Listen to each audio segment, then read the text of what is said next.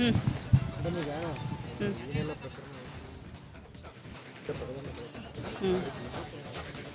ಕೇವಲ ಸಿಟಿಗಳವ್ರ ಜೊತೆ ಪೊಲೀಸರು ನಡೆಸ್ಕೊಂತಿರೋ ಅಂತ ಮಾತಾಡಿ ಒಬ್ಬ ಮಹಿಳೆಗೆ ಒಬ್ಬ ನಾಯಕರು ನೋಡಿ, 2 ದಿನ ಬಹಳಷ್ಟು ಸ್ವಲ್ಪ ಮೌನಕ್ಕೆ ಶರಣಾಗಿದ್ದೆ. ಯಾಕಂತಂದರೆ ನನಗೆ ಒಂಥರ ಶಾಕಿಂಗ್ ನ್ಯೂಸ್. ಯಾವತ್ತೂ ಕೂಡ ಯಾರ ಕಡೆಯಿಂದ ಸರಿದು ಕುಂಡ್ರು ಅಂತ ಅನಿಸ್ಕೊಂಡಿಲ್ಲ. ಯಾಕಂದರೆ ಅನ್ಯಾಯದ ವಿರುದ್ಧ ಹೋರಾಟ ಮಾಡಿಕೊಂಡೆ ಇಲ್ಲಿವರೆಗೆ ಬಂದಿದ್ದೀನಿ.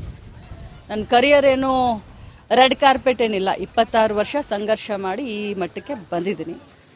ಆದರೆ BJPಯ ಎಲ್ಲ ನಾಯಕರನ್ನ ನೋಡಿದ್ರೆ ನನಗೆ ನಿಜವಾಗ್ಲೂ ಒಂದು ಕಡೆ ಅವ್ರ ಬಗ್ಗೆ ಮರಕು ಹುಟ್ಟುತ್ತೆ. ಇನ್ನೊಮ್ಮೆ ಹೇಳಬೇಕು ಅಂದರೆ ನಾಚಿಕೆ ಆಗುತ್ತೆ. ಯಾಕಂತಂದರೆ ಯಡಿಯೂರಪ್ಪಾಜಿಯವರ ಮಗ ವಿಜಯೇಂದ್ರ, ಆರ್ ಅಶೋಕ್ ಅವರು, ನಮ್ಮ ಸಮಾಜದ ಹಿರಿಯ ಮುಖಂಡರಾದಂಥ ಯತ್ನಾಳ್ ಅವರು, ಬೆಲ್ಲದವರು, ಇವರು ಎಲ್ಲರೂ ಒಬ್ಬ ಮಹಿಳೆಯನ್ನು ಅಸಹ್ಯ ಮಾಡಿದಂಥ ವ್ಯಕ್ತಿಗೆ ಇವತ್ತು ಸಪೋರ್ಟ್ ಮಾಡೋದನ್ನು ನೋಡಿದ್ರೆ ಒಮ್ಮೆ ಮರಗು ಬರುತ್ತೆ. ರಾಜಕಾರಣಕ್ಕೋಸ್ಕರ, ತಮ್ಮ ಪಕ್ಷಕ್ಕೋಸ್ಕರ ಬಾಯಿ ತೆಗೆದ್ರೆ ರಾಮ ರಾಮ ರಾಮ ಅಂತ ಹೇಳುವಂಥ BJPಗೆ ಇವತ್ತು ನಾಚಿಕೆ ಆಗಬೇಕು.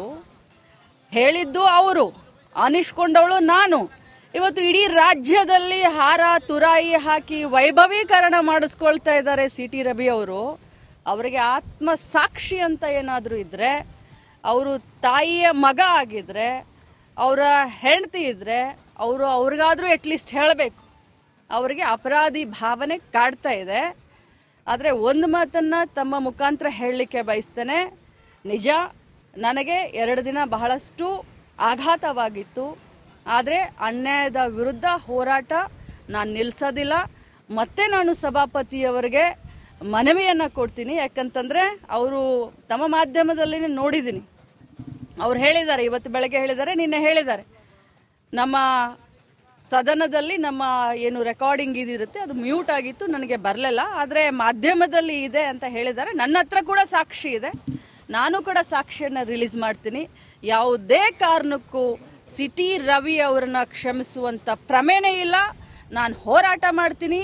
ಇಡೀ ಮಹಿಳಾ ಕುಲಕ್ಕೆ ಏನು ಅವರು ಇವತ್ತು ಅನ್ಯಾಯ ಮಾಡಿದ್ದಾರೆ, ಈ ಪದವನ್ನು ಬಳಸಿದ್ದಾರೆ, ಅವರಿಗೆ ಶಿಕ್ಷೆ ಆಗುವವರೆಗೂ ಈ ಲಕ್ಷ್ಮೀ ಹೆಬ್ಬಾಳ್ಕರ್ ಸುಮ್ಮನೆ ಕೂರೋದಿಲ್ಲ ಅಂತ ಹೇಳಲಿಕ್ಕೆ ಬಯಸ್ತೇನೆ. ಸಭಾಪತಿಯವರಿಗೆ ಮನವಿ ಮಾಡ್ತೀನಿ, ಮಾನ್ಯ ಮುಖ್ಯಮಂತ್ರಿಗಳಿಗೆ ಮನವಿ ಮಾಡ್ತೀನಿ. ಏನು ಪೊಲೀಸ್ ತನಿಖೆ ಆಗಬೇಕು ಆದಷ್ಟು ಬೇಗ ಆಗಬೇಕು. FSL ರಿಪೋರ್ಟ್ ಬರಬೇಕು. ಅವ್ರು ಏನೇನು ಇವತ್ತು ಇಡೀ ರಾಜ್ಯದ ಎದುರುಗಡೆ ಇವತ್ತು CT ರವಿ ಅವರು ಒಂದು ದೇವರು ಅನ್ನುವಂಥ ಏನೊಂದು ಪೋರ್ಟ್ರೇಟ್ ಮಾಡ್ತಾ ಇದ್ದಾರೆ BJPಯವರು, ಅದು ಅವರ ಮುಖವಾಡ, ಗೋಮುಖ ವ್ಯಾಘ್ರಗಳು ಇವರೆಲ್ಲ. ಒಬ್ಬ ಮಹಿಳೆಯನ್ನ ಒಂದು ಸದನದಲ್ಲಿ ಈ ಮಟ್ಟಿಗೆ ಮಾತಾಡಿದ್ರೆ ಅದನ್ನ ಅವರ ಬೆನ್ನಿಗೆ ನಿಂತ್ಕೊಳ್ತಾರೆ, ಪ್ರಶಂಸೆ ಮಾಡ್ತಾರೆ. ಯಾರಾದರೂ ಒಬ್ರು ಅದನ್ನ ಖಂಡನೆ ಮಾಡಿದ್ರ? ಒಬ್ರು ಯಾರಾದರೂ ಅದನ್ನ ಕ್ಷಮೆ ಕೇಳಿದ್ರ? ಉಲ್ಟಾ ಚೋರ್ ಕೊತ್ವಾಲ್ ಕೊಡಾಟೆ ಅಂತ ಹೇಳೋ ಹಾಗೆ ಊರೂರಿಗೆ ನಿಲ್ಲಿಸಿ ಇವ್ರು ಮೆರವಣಿಗೆ ಮಾಡ್ಕೊಳ್ತಾರ. ಏನಾಗಿದೆ ಅವ್ರಿಗೆ ಗಾಯ? ಎಷ್ಟಾಗಿದೆ ಗಾಯ? ಎಷ್ಟು ಹೊಲಿಗೆ ಬಿದ್ದಿದ್ದಾವೆ ಅವ್ರಿಗೆ? ಪಟ್ಟಿ ಸುತ್ಕೊಳ್ತಾರ? ಏನು ಬೇರೆಯವ್ರ ಕಣ್ಣಿಗೆ ಪಟ್ಟಿ ಕಟ್ಟದೇನಂತ ತಿಳ್ಕೊಂಡಿದ್ದೀರಾ ನೀವು? CT ರವಿ ಅವರೇ, ನೀವು ನನಗೆ ಆ ಪದವನ್ನು ಬಳಸಿದ್ದೀರಾ, ಅದರಿಂದ ಇವತ್ತು ನನ್ನ ಮನ ನೊಂದಿದೆ. ಆದರೆ ಇಂಥ 100 CT ರವಿಯನ್ನ ಎದುರಿಸ್ತೀನಿ. ನನ್ನ ಹತ್ರ ಎಲ್ಲ ದಾಖಲೆ ಇದೆ. ಆ ದಾಖಲೆಯನ್ನ ಮಾಧ್ಯಮದ ಮುಖಾಂತರ ಬಿಡುಗಡೆ ಮಾಡ್ತೀನಿ. ಇವತ್ತೇ ಬಿಡುಗಡೆ ಮಾಡ್ತೀನಿ. ನಿಮಗೆಲ್ಲರಿಗೂ ನಿಮ್ಮ ಮೊಬೈಲ್ಗಳಿಗೆ ಆ ದಾಖಲೆಯನ್ನ ನಾನು ಫಾರ್ವರ್ಡ್ ಮಾಡ್ತೀನಿ.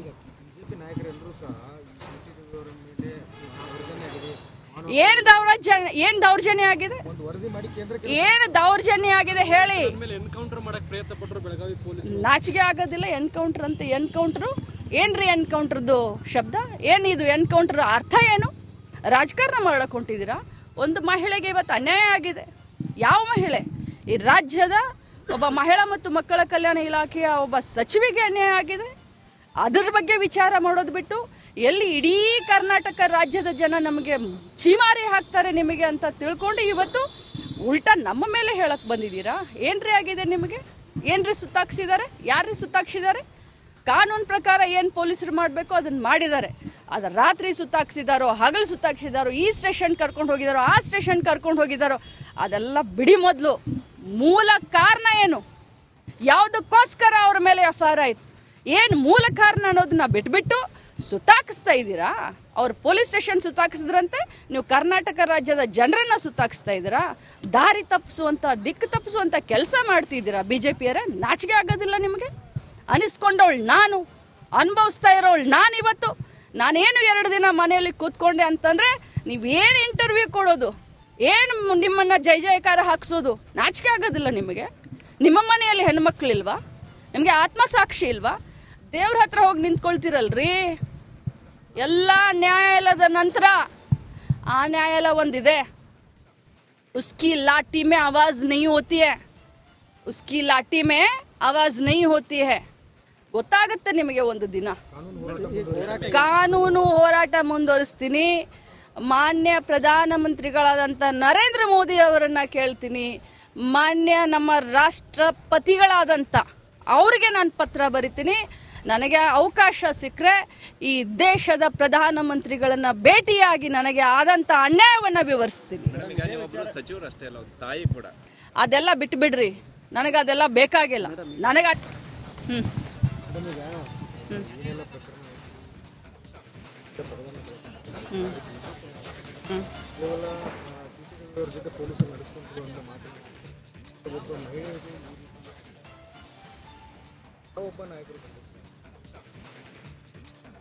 ನೋಡಿ, 2 ದಿನ ಬಹಳಷ್ಟು ಸ್ವಲ್ಪ ಮೌನಕ್ಕೆ ಶರಣಾಗಿದ್ದೆ. ಯಾಕಂತಂದರೆ ನನಗೆ ಒಂಥರ ಶಾಕಿಂಗ್ ನ್ಯೂಸ್. ಯಾವತ್ತೂ ಕೂಡ ಯಾರ ಕಡೆಯಿಂದ ಸರಿದು ಕುಂಡ್ರು ಅಂತ ಅನಿಸ್ಕೊಂಡಿಲ್ಲ. ಯಾಕಂದರೆ ಅನ್ಯಾಯದ ವಿರುದ್ಧ ಹೋರಾಟ ಮಾಡಿಕೊಂಡೆ ಇಲ್ಲಿವರೆಗೆ ಬಂದಿದ್ದೀನಿ. ನನ್ನ ಕರಿಯರ್ ಏನು ರೆಡ್ ಕಾರ್ಪೆಟ್ ಏನಿಲ್ಲ. 26 ವರ್ಷ ಸಂಘರ್ಷ ಮಾಡಿ ಈ ಮಟ್ಟಕ್ಕೆ ಬಂದಿದ್ದೀನಿ. ಆದರೆ BJPಯ ಎಲ್ಲ ನಾಯಕರನ್ನ ನೋಡಿದ್ರೆ ನನಗೆ ನಿಜವಾಗ್ಲೂ ಒಂದು ಕಡೆ ಅವ್ರ ಬಗ್ಗೆ ಮರಕು ಹುಟ್ಟುತ್ತೆ. ಇನ್ನೊಮ್ಮೆ ಹೇಳಬೇಕು ಅಂದರೆ ನಾಚಿಕೆ ಆಗುತ್ತೆ.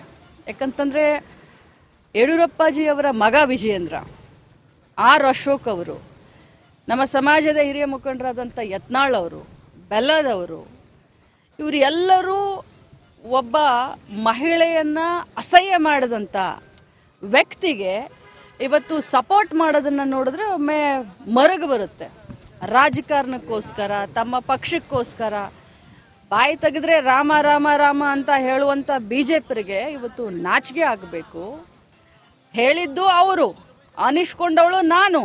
ಇವತ್ತು ಇಡೀ ರಾಜ್ಯದಲ್ಲಿ ಹಾರ ತುರಾಯಿ ಹಾಕಿ ವೈಭವೀಕರಣ ಮಾಡಿಸ್ಕೊಳ್ತಾ ಇದ್ದಾರೆ CT ರವಿ ಅವರು. ಅವರಿಗೆ ಆತ್ಮಸಾಕ್ಷಿ ಅಂತ ಏನಾದರೂ ಇದ್ದರೆ, ಅವರು ತಾಯಿಯ ಮಗ ಆಗಿದ್ರೆ, ಅವರ ಹೆಂಡತಿ ಇದ್ದರೆ ಅವ್ರಿಗಾದರೂ ಅಟ್ಲೀಸ್ಟ್ ಹೇಳಬೇಕು. ಅವರಿಗೆ ಅಪರಾಧಿ ಭಾವನೆ ಕಾಡ್ತಾ ಇದೆ. ಆದರೆ ಒಂದು ಮಾತನ್ನು ತಮ್ಮ ಮುಖಾಂತರ ಹೇಳಲಿಕ್ಕೆ ಬಯಸ್ತೇನೆ. ನಿಜ, ನನಗೆ 2 ದಿನ ಬಹಳಷ್ಟು ಆಘಾತವಾಗಿತ್ತು. ಆದರೆ ಅನ್ಯಾಯದ ವಿರುದ್ಧ ಹೋರಾಟ ನಾನು ನಿಲ್ಲಿಸೋದಿಲ್ಲ.